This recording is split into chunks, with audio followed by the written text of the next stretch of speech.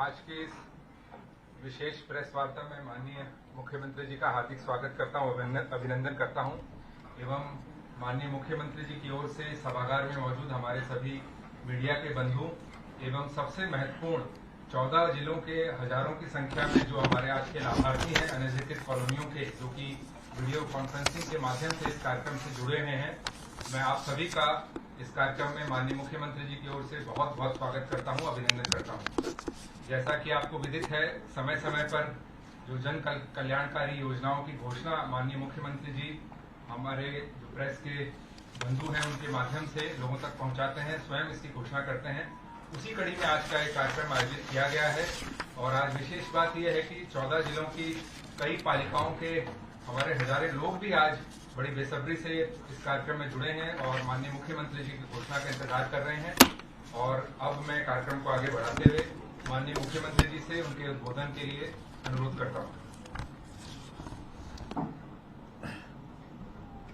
मित्रों, जैसा अमित जी ने बताया है उस हिसाब से आज इस वर्ष में ही तीसरी बार कुछ ऐसी कॉलोनीज जो अभी तक अनऑथराइज्ड कॉलोनीज कही जाती हैं उसकी मैं घोषणा कर रहा हूं। इसमें विशेष बात यह है कि इस वर्ष से पहले तक तो केवल अर्बन लोकल बॉडीज वही इन सब कॉलोनीज का पता करते थे, योजना बना करके घोषणा करते थे कि ये कॉलोनी नियमित अनियमित कैसी रहेगी। लेकिन इस वर्ष में हमने पहली बार इसमें टाउन कंट्री प्लानिंग डिपार्टमेंट को भी जोड़ा है कि जो कॉलोनीज अर्बन जो एरिया है उस अर्बन एरिया से बाहर बनती हैं और खास करके जो हमारा कंट्रोल्ड एरिया है, अर्बन एरिया से बाहर कंट्रोल्ड एरिया में भी कई बार वो कॉलोनीज बन जाती हैं। लोग प्लॉट खरीदते हैं, जमीन खरीदते हैं, प्लॉट बनाते हैं, उनको मकान बन जाते हैं। उसका कंट्रोल पहले उतना ज्यादा बन नहीं पाता था, तो अंतोगत विचार यही किया कि अभी एक बार जितने भी ऐसी कॉलोनीज बन गई हैं उन सब का रजिस्ट्रेशन करके और वहां जो परिस्थितियां हैं उसके हिसाब से और उनको सबको नियमित किया जाए। अर्बन एरिया है उसके अंदर यूएलबी और जो अर्बन एरिया के बाहर कंट्रोल्ड एरिया है उसमें टाउन कंट्री प्लानिंग। तो इस प्रकार 2014 से 2022 उसमें तो हमने 685 कॉलोनीज केवल अर्बन लोकल बॉडीज के लिए ही की थी। फिर पहली बार 17 अगस्त को हमने कॉलोनी जो घोषणा की थी 211 उसमें नगर पालिका की थी, 238 टाउन कंट्री प्लानिंग की थी, तो 449 कॉलोनीज ही हमने उस समय घोषणा की थी। आज उसके बाद उसी कड़ी में अगली जो घोषणा मैं कर रहा हूं उसमें 193 कॉलोनी तो अर्बन लोकल बॉडीज की और 110 कॉलोनी टाउन कंट्री प्लानिंग की, ऐसे कुल मिलाकर के 303 कॉलोनी आज जो है इनको घोषणा में कर रहा हूं। 14 जिले जिसमें 21 नगर पालिकाएं ये सब हैं, 21 नहीं 39 नगर पालिकाएं ये हैं। तो ऐसे ये सब जगह पर आज कार्यक्रम भी हो रहे हैं और वहां इनकी जानकारियां सबको, चाहे वो टाउन कंट्री प्लानिंग की हैं चाहे वो अर्बन लोकल बॉडीज की हैं, उन सब कॉलोनीज की जानकारी वहां सबको मिल रही है। वहां हमारे प्रोमिनेंट सब लोग हैं। मैं यहाँ के आपके माध्यम से वहां पर एकत्रित सभी ऐसे लोग जो उन कॉलोनी के बाशिंदे हैं उनको विशेष तौर पर बधाई देता हूं। अन्य जो लोग जुड़े हैं उन सबको भी इस अवसर पर बहुत बहुत शुभकामना और बधाई देता हूं। साथ ही मैं बधाई देता हूं हमारे अर्बन लोकल बॉडीज के मिनिस्टर डॉक्टर कमल गुप्ता जी को, क्योंकि इनकी देखरेख में ही अर्बन लोकल बॉडीज का यह सारा काम चल रहा है। यद्यपि टाउन कंट्री प्लानिंग डिपार्टमेंट जो मेरे स्वयं के पास है, तो इसलिए मिलकर के हम ये कॉलोनीज को आगे बढ़ा रहे हैं। इसी के साथ एक जानकारी और कि अभी भी जो हमने पोर्टल पर जितनी जानकारियां ली थी उसमें 1507 कॉलोनीज अभी भी शेष हैं, जिसमें 936 अर्बन एरिया की हैं और 571 ये जो कंट्रोल एरिया है उसकी है। तो से 1507 कॉलोनीज और हैं जो हमारा संकल्प है कि 31 जनवरी 2024 तक ये सब भी नियमित कर दी जाएंगी। और इसके बाद चूंकि हमने प्रावधान किया है कि आगे नई कॉलोनी कोई भी ना बने, उसके लिए सभी विभाग, चाहे अर्बन लोकल बॉडीज हैं, चाहे हमारा टाउन कंट्री प्लान विभाग है, चाहे ग्रामीण क्षेत्र के अंदर हमारा सिस्टम सब वहां कोई भी रेजिडेंशियल कॉलोनी बिना प्लानिंग के नहीं बनेगी। उसके लिए हमने बहुत से कठोर प्रावधान भी लिए हैं ताकि रजिस्ट्रियां वहां की बंद कर दी हैं। नया कोई बनाएगा उसको डेमोलिश भी करेंगे। नई कॉलोनी न बने बल्कि लोगों को जो प्लान्ड तरीके से मकान मिल जाए, रेजिडेंशियल मकान खास करके, वैसे इंडस्ट्रियल और कमर्शियल वो भी सब उसमें साथ जुड़ता ही है, लेकिन सबको मकान यथासंभव मिल जाए। इसके लिए आप लोगों ने ध्यान किया होगा कि हमने शहरी एरिया के लिए जो गरीब लोग हैं उनको प्लॉट अथवा फ्लैट देने की या जिसको चाहिए उसकी ऑप्शन मांग रहे हैं। अभी तक उस ऑप्शन के आधार पर लगभग 2 लाख लोगों ने अप्लाई किया है। गरीब लोगों ने अभी एक एक फेज करके कर रहे हैं कि जिनकी आय 1,80,000 रुपए से कम है और शहरी एरिया में उनको या तो प्लॉट चाहिए या फ्लैट चाहिए। प्लॉट 1 मरले का है जिसकी कीमत लगभग 1 लाख रुपया रखी गई है और फ्लैट जो है वो 450 स्क्वायर फीट का है जिसकी कीमत 6 से 8 lakh depending upon the city. कुछ शहरों में थोड़ा महंगा जाएगा, कुछ शहरों में थोड़ा सस्ता जाएगा, तो इस हिसाब से करेंगे। और व्यवस्था ये है कि जितना पैसा वो स्वयं अपने पास से इस वर्ष में जमा करा पाएंगे वो तो कैश जमा कराएंगे, शेष व्यवस्था बैंकों से लोन लेकर के भी उनको दी जाएगी। जितनी किस्त वो देना चाहते हैं वो 10 साल, 15 साल, 20 साल, अब मैक्सिमम अप टू 20 ईयर्स ये किस्तें भी फैसिलिटेट उनको की जाएंगी सस्ते ऋण पर। लेकिन फाइनल जो पॉलिसी है ये जब पोर्टल पर सब जानकारियां आ जाएंगी, कितने लोग किस शहर में उनको आवश्यकता है, फिर उसकी हमारे पास कहाँ कहाँ जमीन उपलब्ध है, तो पहले चरण में ये पॉलिसी सारी हम अगले महीने 1 नवंबर के आसपास ये बना करके दोबारा से फ्लोट करेंगे। जो फ्लोट करेंगे तो फाइनली बुकिंग उस समय कराएंगे। अभी केवल उनसे ऑप्शन ली जा रही है कि किन को ऐसे मकान चाहिए। अभी तक पिछले सालों में देखा है हमारे डिपार्टमेंट ऐसे गरीब लोगों के लिए मकान बना देते हैं, खास करके हाउसिंग बोर्ड के बहुत से ऐसे फ्लैट बने, पॉलिसी पहले दी नहीं, पहले बुकिंग नहीं हुई। हमने एक वर्ग तय करके कि उनको हम आइडेंटिफाई करेंगे, फिर उनको अलॉट करेंगे और बहुत ऐसे सरकारी बहुत से प्रावधान ऐसे बने रहे कि 10-10 साल से भी वो फ्लैट बन के तैयार हो जाते हैं, उनको अलॉट नहीं हो पाते हैं। मुझे लगता है कि आज भी लगभग 9 से 10,000 फ्लैट्स ऐसे हैं जो बन करके खड़े हैं और अलॉट नहीं हो पा रहे हैं। उनकी भी एक प्लानिंग बना करके ताकि उनको जिस भी तरीके से लोग स्वीकार करना चाहेंगे उनको हम दे सकेंगे, ऐसे 10,000 फ्लैट वो भी देंगे। तो इस प्रकार की एक जानकारी आपको देनी थी। जो कॉलोनियां नियमित होंगी, इन सब नियमित कॉलोनियों के लिए हमने विकास कार्यों के लिए सरकार ने 3,000 करोड़ रुपया अलग से इसको विकास के नाते से रखा है। वहां गलियां हैं, नालियां हैं, अथवा पानी की व्यवस्था है या फिर पावर की, स्ट्रीट लाइट की व्यवस्था है, ऐसे सब मिलाकर के 3,000 करोड़ रुपया विकास के लिए, जो लगभग 60 लाख रुपया प्रति एकड़ बनता है। क्योंकि सब एरिया जो अभी कॉलोनीज हैं, इन सब एरिया को मिलाकर के 5,000 एकड़ का ये क्षेत्र है जिसको विकसित किया जाएगा। बाकी प्रोसेस पहले से बताई है, उसी प्रोसेस के अंतर्गत जो पहले हमने की थी उसी हिसाब से ये हमने कॉलोनी जो है वो नियमित की है। कॉलोनी को नियमित कराने के लिए जो पहले प्रावधान हमें किए थे उसके अंदर एक पिछली बार मैंने बताया था, छूट दी थी। पहले हमने आरडब्ल्यूए का एक प्रावधान रखा था कि रजिस्टर्ड आरडब्ल्यूए उस कॉलोनी की वो अप्लाई करें, लेकिन अनियमित कॉलोनी है, उसकी कोई आरडब्ल्यूए वगैरह थी नहीं। तो बाद में हमने निर्णय लिया था कि उस कॉलोनी के कोई 5 लोग मिल करके और उसमें अप्लाई कर दें। नियमित होने के बाद फिर उस आरडब्ल्यूए को विधिवत वहां रजिस्टर करा लेंगे तो उस कॉलोनी में समाधान जो है इनका किया जा सकता है। इन सब कॉलोनियों में क्योंकि पहले से प्लान्ड नहीं है तो सामान्यतया तो ऐसी आवासीय कॉलोनियों में वाणिज्यिक एरिया, कमर्शियल एरिया 4% तक रखा जाता है, लेकिन वहां जो कि पहले बन चुकी हैं इसलिए उस सीमा को हमने हटाया है। उसमें जो भी बना हुआ है उसमें 4% से अधिक भी हो सकता है, लेकिन विशेष तौर पर वहां अगर मॉल बने हैं, मल्टीप्लेक्स बने हैं, होटल बने हैं, बैंक्वेट हॉल बने हैं तो उसके विशेष प्रावधान बने हुए हैं। उन प्रावधानों के हिसाब से उसका शुल्क लेकर के उनको भी नियमित कर दिया जाएगा। इसी के साथ जो संपत्ति कर है, प्रॉपर्टी टैक्स है, हाउस टैक्स, प्रॉपर्टी टैक्स, संपत्ति कर जो भी उसको कहें, वर्तमान वर्ष में हमने इसको एक 15% छूट के साथ और लागू किया हुआ था। जिसका हमने उसको शायद 31 अक्टूबर तक 15 नवंबर तक इस वर्ष का वो बढ़ा दिया था। ये तो पहले से जानकारी हो गई है।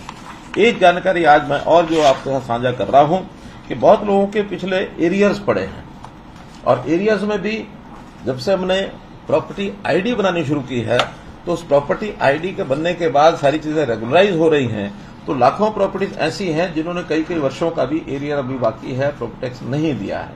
अब चूंकि वो सारा निकल करके आ रहा है, बहुत साल पहले का तो हमारे पास रिकॉर्ड भी नहीं है, कुछ सालों का ही रिकॉर्ड है। ऐसे सबके एरियर्स पहले तो इंटरेस्ट के साथ भी था, क्योंकि प्राय जितना एरियर है उतना ही इंटरेस्ट भी है। वो उतना ही इसलिए है क्योंकि सुप्रीम कोर्ट का एक बंधन है कि जितना कोई टैक्स या एरियर बाकी है उस पर इंटरेस्ट और पेनल्टी उससे ज्यादा नहीं लगा सकते। अगर उससे ज्यादा लगाने की छूट होती तो शायद उससे डबल ट्रिपल भी ये हो सकता था, लेकिन जितना एरियर है उतना उस पर टैक्स और पेनल्टी भी है। तो आज मैं ये घोषणा करता हूं कि पिछला जितना भी एरियर है उसके ऊपर टैक्स और जो पेनल्टी है उस सारे को माफ किया जाता है, पूरा इंटरेस्ट और पूरी पेनल्टी, और वो लगभग 8,000 करोड़ रुपया है जो माफ हो रहा है। इसका मतलब यह है कि एरियर भी 8,000 करोड़ रुपए हैं। अब ये 8,000 करोड़ रुपए का डाटा वो केवल हमारे डिपार्टमेंट के पास, म्यूनिसिपैलिटी के पास है बना हुआ, और वो निकला है प्रॉपर्टी आईडी बनने के बाद। इसको भी अगर वो जमा कराते हैं अभी भी, तो जमा कराने के बाद उनको उस पर भी 15% की छूट सारे पर ही दी जाती है, अर्थात 120 करोड़ रुपया उस 8,000 करोड़ रुपए पर भी नहीं, 1,200 करोड़ रुपया। वही कहूं कि क्या उनके मुंह में जीरा हो गया था। 8,000 करोड़ रुपए पर 1,200 करोड़ रुपया वो भी हम छोड़ रहे हैं। इसके बाद भी विवाद हो सकते हैं, कुछ लोगों ने प्रॉपर्टी टैक्स भरा हुआ हो, डिपार्टमेंट में उसका एंट्री ना हो, तो ऐसे सबको एक प्लान बना करके उसके हम कैंप्स लगाएंगे। उसके लिए स्थान के ऊपर डिपार्टमेंट के लोग बैठेंगे, उस सारे एरिया के लिस्ट को बैठेंगे, सबको मैसेज देंगे।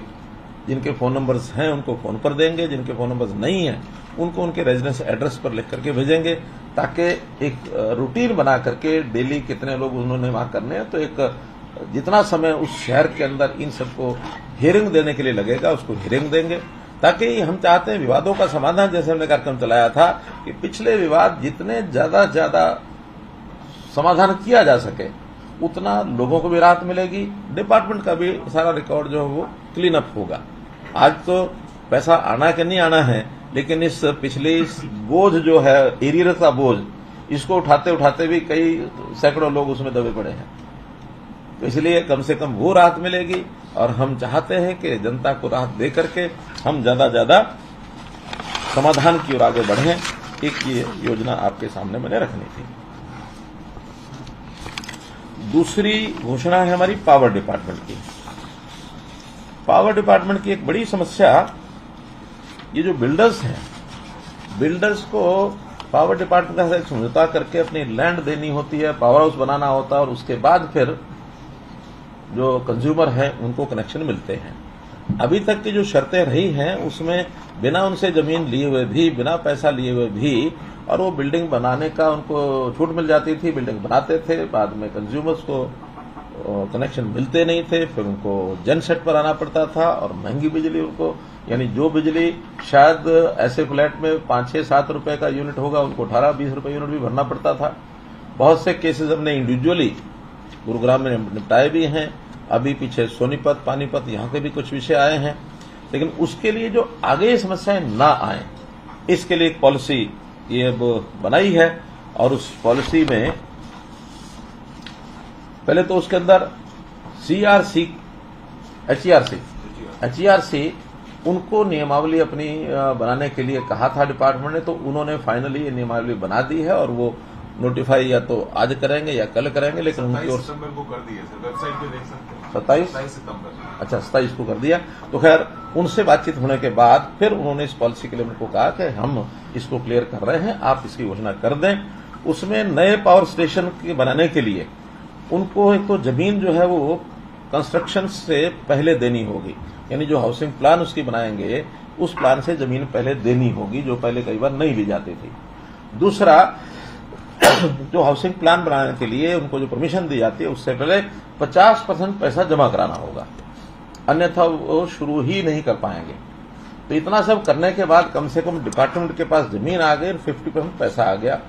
अगला 50% जो है वो 2 साल के अंदर या ऑक्यूपेशन सर्टिफिकेट देने से पहले ये जमा कराना होगा।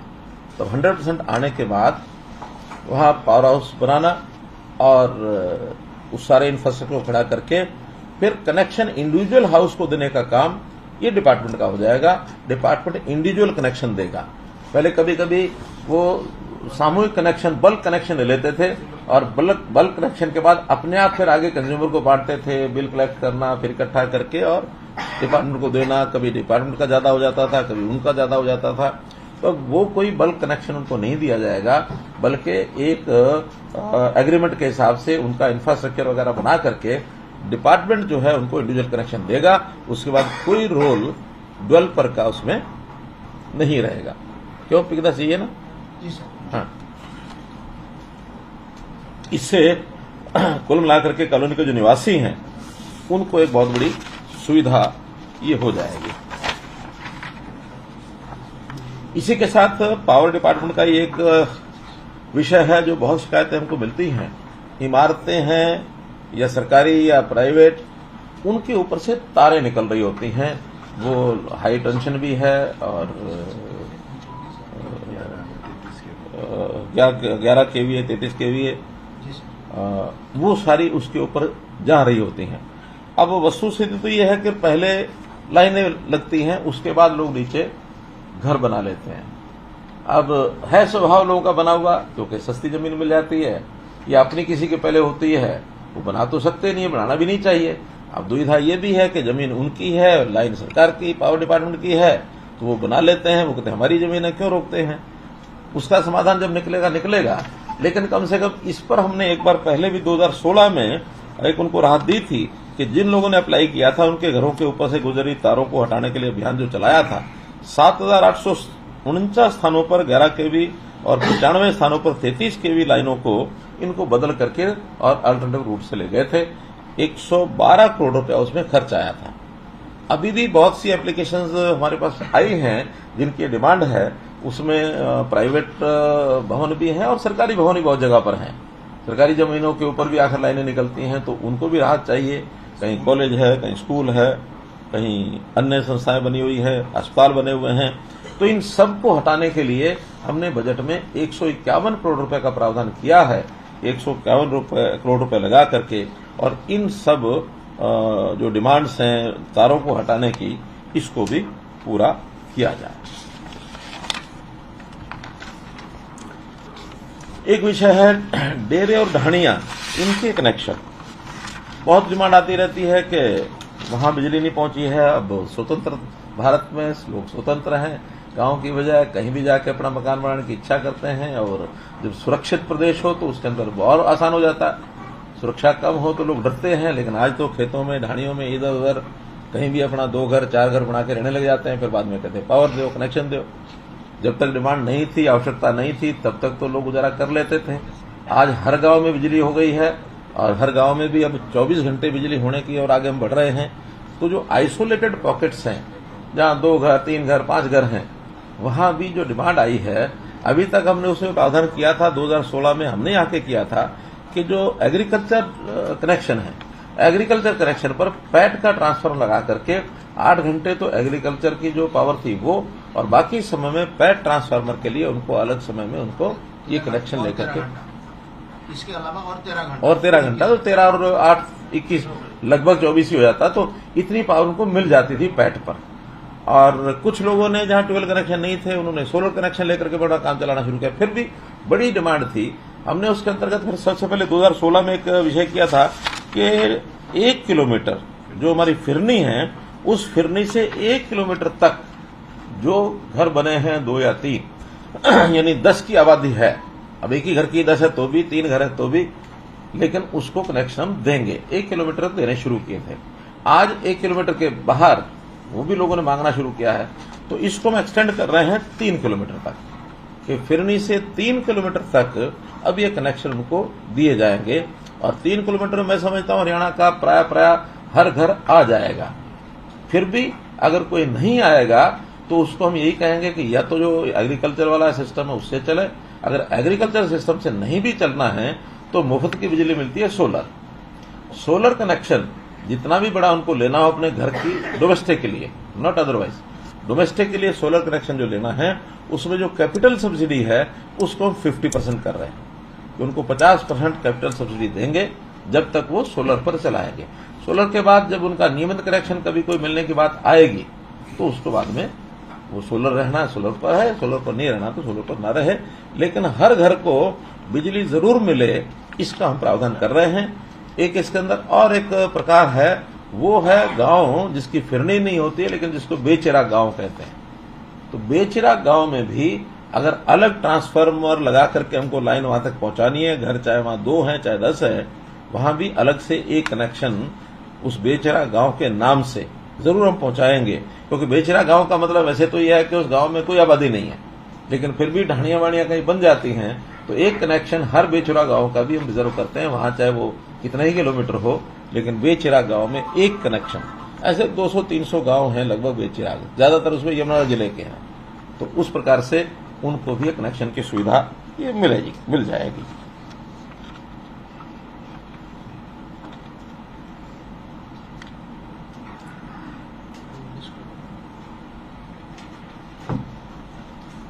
एक ये 150 मीटर क्या है, 300 मीटर, 150 मीटर फिरनी से उसको हम कनेक्शन चार्जेस लेके हाँ। ही लगा दें। पहले 3 किलोमीटर तक फिर चार्जेस लेंगे वहाँ, हाँ नहीं इंस्टॉल करेंगे वही तो उसमें पहले 150 मीटर तक कोई चार्जेस नहीं लेते थे, जो सामान्य कनेक्शन देते थे उसी का चार्जेस था, उसकी इंफ्रास्ट्रक्चर का लाइन कनेक्शन ये वो नहीं था। उस 150 मीटर को 300 मीटर कर रहे हैं लेकिन 300 मीटर के बाद जो LT-HT लाइन होगी उसका 50% पैसा ही लिया जाएगा कंज्यूमर से, बाकी 50% डिपार्टमेंट देगा।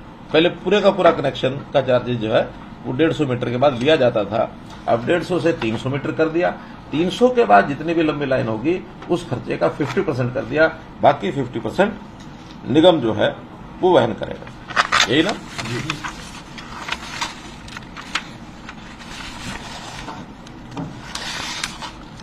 इसके बाद एक स्कीम हमने और बनाई, 300 तक तो सब फ्री हो गए, 300 के बाद जितनी लंबाई होगी उस लंबाई में इंफ्रास्ट्रक्चर का जो खर्चा होगा, पहले तो पूरा ही लिया जाता था 150 मीटर के बाद, अब 300 के बाद जितना होगा उसका 50% लिया जाएगा। एक स्कीम और जो हमने शायद हरियाणा बनने के बाद पहली बार उसको शुरू किया, और वो था कि बहुत से ऐसे ट्यूबवेल कनेक्शन जिनकी डिमांड रहती थी कि हमारा लोड कनेक्शन बढ़ गया है, लोड बढ़ाओ। अब किन कारणों से वो कम हुआ, या तो उन्होंने डिमांड पहले कम की होगी, या जब डिमांड थी उस समय शायद कम एरिया से चाहे करते होंगे, बाद में ज्यादा एरिया हो गया, या उनकी आवश्यकता या डीप ज्यादा हो गया तो लोड ज्यादा। अब लोड जो है वो बढ़ाना उतना आसान नहीं था। अब हमने उसको योजना के अंतर्गत जुलाई 2023 में हमने स्कीम दी थी कि उसमें अपना जो वॉलंटरी डिस्क्लोजर करें कि कितना कनेक्शन चाहिए, जितना कनेक्शन चाहिए वो सब डिक्लेयर करें, हम उसको सबको देंगे। और आपकी जानकारी के लिए अभी तक उसमें 86,000 जो एपी कनेक्शन हैं, कंज्यूमर हैं, उन्होंने अप्लाई किया है, और इस अप्लाई करने के बाद लगभग 600 मेगावाट ये लोड जो है ये एक्सटेंशन में और उनको दिया जाएगा। जिस प्रकार से अब प्राय वैसे तो सब कंज्यूमर आ गए हैं, फिर भी आज उसकी लास्ट डेट डिक्लेयर कर रहे हैं, 31 अक्टूबर तक अब ये लास्ट डेट है कि जिसने भी अप्लाई करना वो सब अप्लाई कर दें, उसके बाद इस फैसिलिटी को एक प्रकार से रोक दिया जाएगा। तो क्योंकि बहुत बड़ा टाइम है, इतने लोग आ भी गए हैं, मुझे नहीं लगता कोई बच्चे होंगे, फिर भी बच्चे होंगे तो आज 6 तारीख है और 31 यानी 25 दिन अभी बाकी हैं, तो इसके बाद भी हम उसको करेंगे। और इसमें भी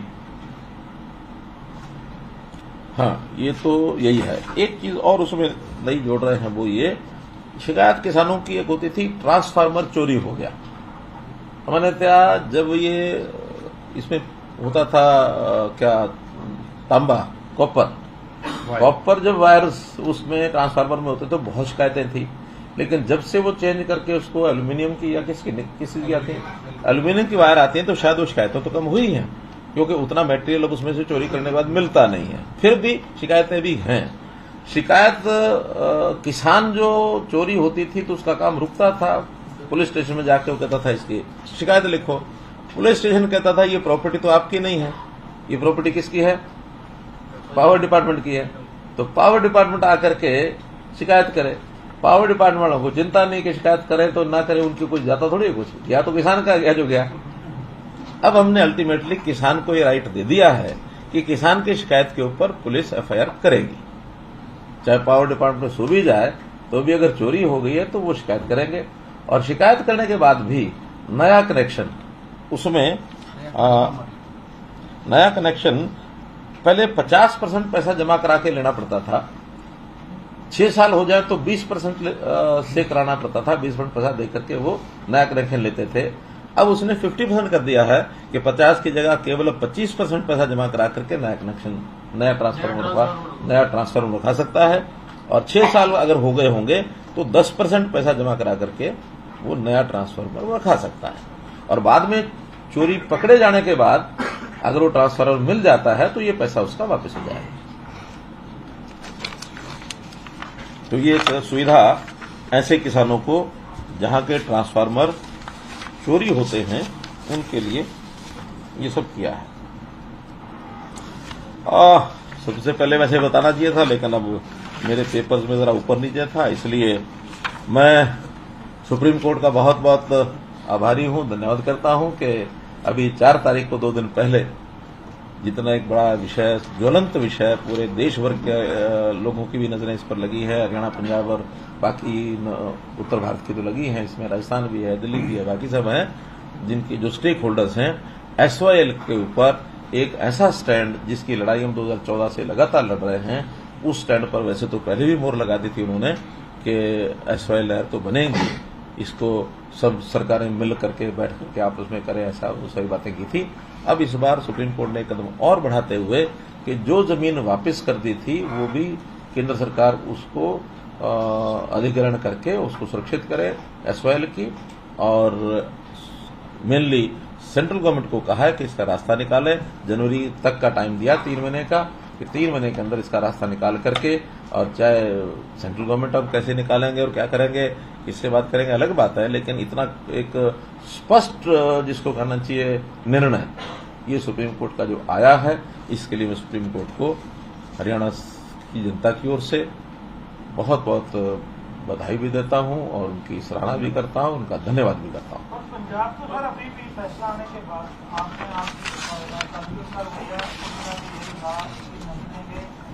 नहीं है, क्या आपको लगता है कि मतलब पंजाब के रवैये में कोई फर्क आएगा? देखिए, वैसे तो रवैये में फर्क आएगा कि नहीं आएगा, जब सुप्रीम कोर्ट का कोई निर्णय होता है तो रवैया उनके हाथ में नहीं है। अब रवैया तो सुप्रीम कोर्ट ने जो डायरेक्शन दिया उस हिसाब से करना ही पड़ेगा, लेकिन जिस प्रकार के गिरगिटी आंसू बहा रहे हैं उसका कोई अर्थ बचा नहीं है, क्योंकि अब वो दोनों तरफ इधर से उधर से खेलते हैं। या तो बात करते हैं कि हम हरियाणा के हितों का ध्यान रखेंगे, और फिर हरियाणा के हितों के खिलाफ पंजाब के लोग कहते हैं कि नहीं हम तो पानी नहीं देंगे। और दुर्भाग्य ये है कि एक कैसा मैच है उनका, फिक्सिंग है कि दोनों बातें वो पंजाब सरकार के आवास में बैठ के कर रहे हैं। पंजाब सरकार का एमएलए वहां बैठ के कर रहे हैं यहाँ ये होगा, और पंजाब सरकार का वित्त मंत्री वो बैठ करके कहता हाँ पानी नहीं देंगे। अरे भाई, कहीं अगर आपने करना ही था तो हमें बताते पंजाब के, अगर हरियाणा के हित की बात करते तो हम उनको आम आदमी पार्टी वालों को कह देते कि भैया हरियाणा भवन के एक कमरे में आकर के कर लो, हरियाणा निवास में यहाँ कर लो, मेरे आवास पर कर लो, हमारा बहुत ऐसे सरकारी आवास हैं। तो ऐसे पंजाब सरकार के ही आवास पर बैठ करके उन्होंने सारे निर्णय करने हैं। तो निर्णय क्या करते होंगे, बीच में एक दीवारी तो है, इधर पंजाब की बात कर रहे हो, उधर हरियाणा की बात कर रहे हैं। तो आम आदमी पार्टी का कैसा चेहरा देख ये आप ही देख रहे हैं, और इस चेहरा का कैसा चेहरा ये बना है, आप लोगों को एक बहुत बढ़िया प्रश्न ये मिला है। इस प्रश्न का उत्तर आप लोगों को पूछना चाहिए। इसमें में एक और मेरे से तो उत्तर आपको अपेक्षा नहीं होनी चाहिए, लेकिन जहां से उत्तर पूछना है वहां से पूछने के लिए मैं तो कह रहा हूँ ये प्रश्न आपको उन दोनों से पूछना चाहिए, इधर भी पूछना चाहिए, उधर भी पूछना चाहिए। अकाली दल ने भी ये कह दिया कि जहाँ पर भी जमीनों पर सर्वे होता है अधिकारियों का घेराव करें, ना केवल सरकार बल्कि प्रश्न किसी पार्टी का नहीं है। एक सरकार के दो चेहरे, दो मुंही सरकार। प्रश्न तो ये है, वो तो पहले भी अकाली तो पहले भी ऐसे करे थे, वो तो एक स्टैंड अलग अलग है, पहले से आज का नहीं है। लेकिन एक ऐसे विषय पर एक ही आदमी यहां बैठता कुछ बोल रहा है, यहां बैठता कुछ बोल रहा है, ऑफर दे दीजिए उनको यहाँ हरियाणा निवास की। तो मैंने तो अभी दे दी ना, और क्या चाहिए। पंजाब का सुप्रीम कोर्ट में आएगी, उन्होंने इस तरह से उसके बाद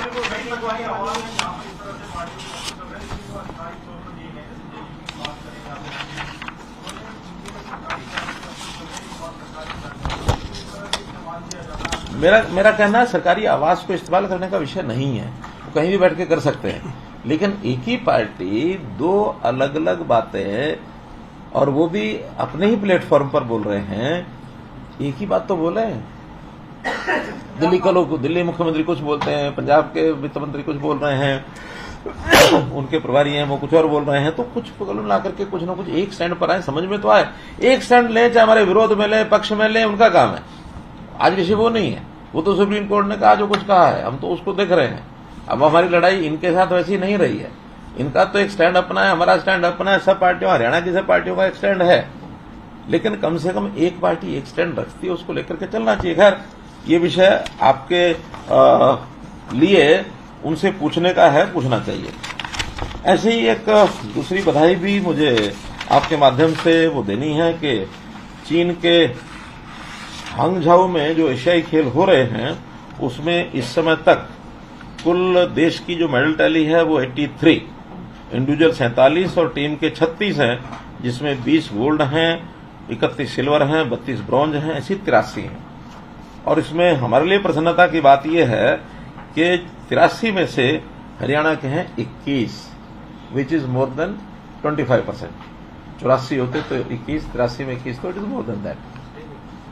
जिसमें 7 गोल्ड हैं, अगेन ये 1/3 हैं, 3 सिल्वर हैं, 11 ब्रॉन्ज हैं। इस प्रकार से ये जो एशियन पैरा एशियन, इसमें एशियन ही है, पैरा एशियन तो नहीं है, एशियन गेम्स में कुल 655 खिलाड़ियों ने इसमें भाग लिया, जिसके अंदर हरियाणा के हैं 86, यानी कुल मिलाकर के 15। सोनम का मेडल आ गया है तो 22 हो गए। 22 हो गए, चलो आपके बैठे बैठे 21 से 22 हो गए, सोनम मलिक का है, आपके बैठे बैठे 22 हो गए। तो इसके लिए मैं बहुत बहुत बधाई देता हूं। और ये जानकारी अपने को है ही है कि हमने इनको, जो गोल्ड मेडलिस्ट हैं उनको 3 करोड़ रुपया, और जो रजत है 1.5 करोड़ रुपया, कांस्य 75 लाख रुपया, और जो प्रतिभागी खिलाड़ी है जो नहीं भी कोई मेडल ले पाया तो भी उसको 7.5 लाख रुपया प्रति खिलाड़ी, ये उनको राशि जो देते हैं, जो कि मैं समझता हूं सर्वाधिक है पूरे, न केवल देश में बल्कि पूरी दुनिया में।